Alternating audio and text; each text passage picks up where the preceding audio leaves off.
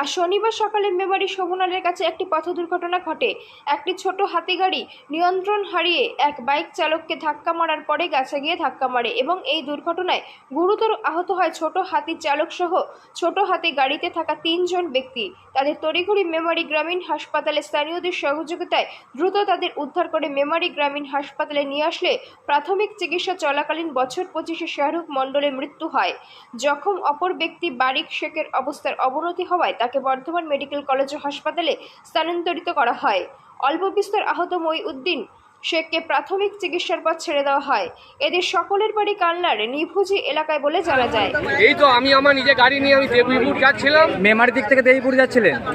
হ্যাঁ, ওই মেমারি থেকে দিয়ে ওই ইয়েতে আমার এই গাড়িতে এসে একদম সোজা মেরে দিল। গাড়িটা কোন দিক থেকে আসছিল? গাড়িটা এই তো দেবীপুর থেকে মেমারি থেকে যাচ্ছিল। দিয়ে আপনাকে কি আপনার সাইডে এসে মারলো? আমার সাইডে এসে আমার গাড়িকে ধাক্কা লাগিয়ে দিল। আপনি কি গাড়িতে একাই ছিলেন? আমার গাড়িতে মেরে দিল গাড়িকে। আমি আমার সেরকম চোট লাগেনি, অল্প কিছু হয়েছে। আমি হেলমেট ছিল বলে বেঁচে গেছি। আর গাড়ি আর ওইখানটায় গাড়ি দেখ কিভাবে মারলো। গাড়ি তো সব কিছু। আপনি কোথায় যাচ্ছিলেন? আমি যাচ্ছিলাম দেবীপুরে হার্ডওয়ার্সের দোকানে। আপনার বাড়ি কোথায়? আমার বাড়ি মেমারি। ঘটেছিল এদের বক্তব্য হচ্ছে যখন ধরলাম বললো গাড়িটা খারাপ আছে। গাড়ি খারাপ হলে কোনোদিন 100 কিলোমিটারে গাড়ি স্পিড চলে? আপনার সামনেই হয়েছে? আমি তো ওখান থেকে স্কুটি নিয়ে আসছি, আমার গাড়ি স্পিড ছিল 60। আমার সামনে ছিল একটা বড় 10 চাকা লরি ছিল, ট্রলার ছিল। আপনি দেবীপুর থেকে আসছিলেন? আমি দেবীপুর থেকে আসছি চোটখণ্ড যাবো।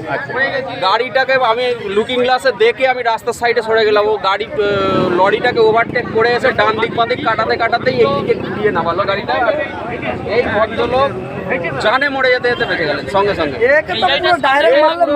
পুরো ফুল ডিগবাজি খেয়েছে এই গাড়ি। প্রতিনিধি মৃত্যুঞ্জয় যশের রিপোর্ট, সুন্দর বাংলা নিউজ।